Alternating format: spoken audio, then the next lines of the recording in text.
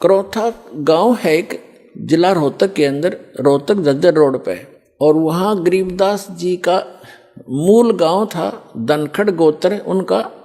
और वो किसान यानी जाट किसान उस घर में जन्म था उनका।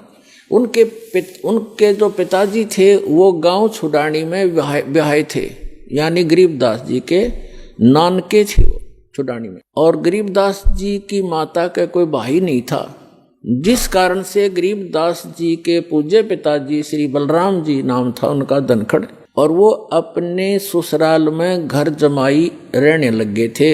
वहाँ जमीन बहुत घनी थी, आज के 1400 एकड़ जमीन, उस समय के 2500 बीघा, वो बीघा दूसरा होता था। तो इतनी जमीन संपत्ति थी, तो वहाँ रहने लगे। वहाँ जाने के बाद, छुडानी में जाने के बाद 12 वर्ष के उपरांत गरीबदास जी का जन्म हुआ था, और गरीबदास जी आजीवन वहीं रहे। उनकी संतति है आज भी, आधा गांव लगभग धनखड़ गोत्र से है, छुडानी जिला झज्जर हरियाणा।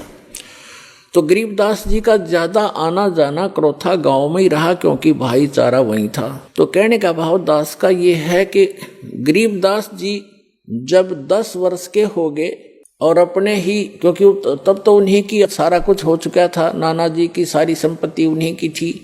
लगभग 150 गव्य रखा करते थे, क्योंकि जमीन बहुत थी, उसमें चरागाह बना देते, वर्षा हो जाती, कुछ खाने के लिए गेहूं जौ आदि बीज लेते, चने सरसों हो जाती।